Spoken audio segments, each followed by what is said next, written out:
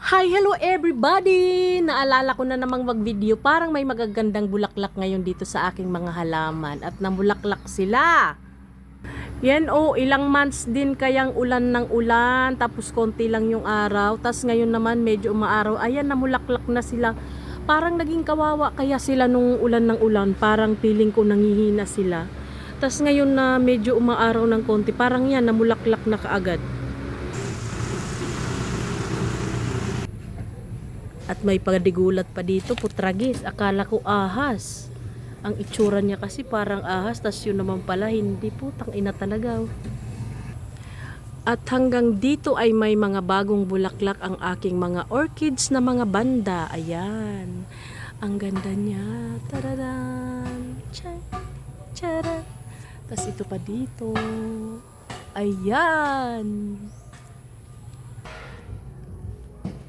Ang dami kong mga walisin. Mula nung nagbaha, hindi pa ako nagwawalis. Pero hindi naman na maputik dito sa amin. Kailangan ng walis. Busy lang ako. Tapos, itong aking kagawara red, ayan, nabagsakan yung dulo niya ng dahon ng niyog-niyogan. Kaya iyan naputol. Tapos, sinadya ko talagang putulin yan dito.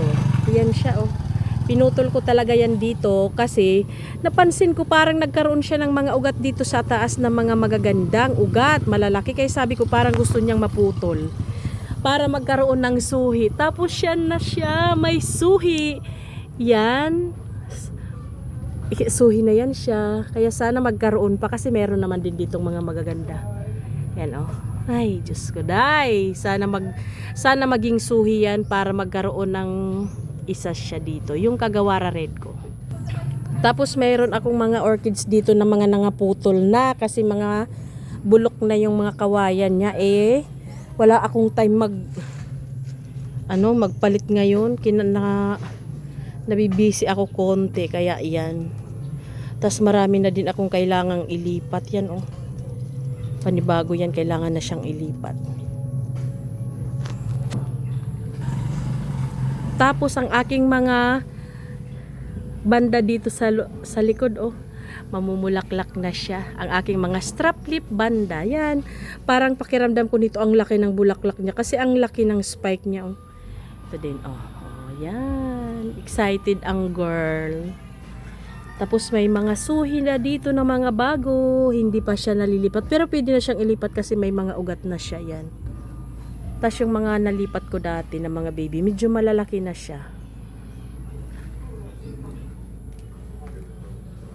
Ito din meron na din ditong bagong suhi. May suhi siya pero hindi pa to bumubulaklak dito sa akin.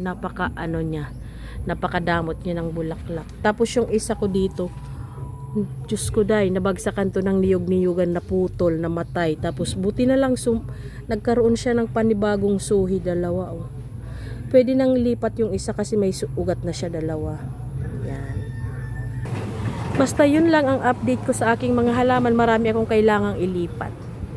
Ito yung last na order ko na parang mamamatay siya. Buti na lang nagkaroon siya dito ng mga panibagong kikis. Ayan Saka ito. Dahil kung hindi, ay nako Diyos ko, para tayong nalugi. Ito din siya yung order ko din, itong last na order. Tas parang namatay siya. Sobrang ulan kasi dito. Sana mabuhay pa ito. Yan. Tapos yung aking nag-iisang Cattleya dito sa garden, the queen of all orchids, ang aking Cattleya. Yan. Tapos meron pa dito, kailangan ko ding ilipat. Ang dami ng kailangang ilipat. Ito pa.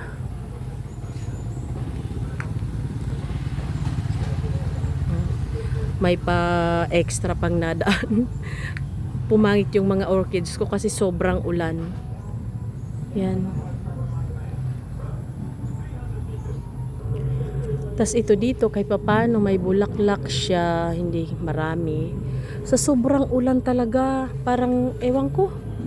Hindi ko alam kung paano ko sasabihin. Yung mga halaman talaga na parang feeling ko namaya, tas maraming mga dahon na mga naninilaw.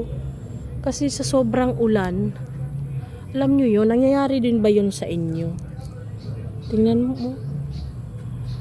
Yan, mga bago yan ngayon na mga bulaklak na konti.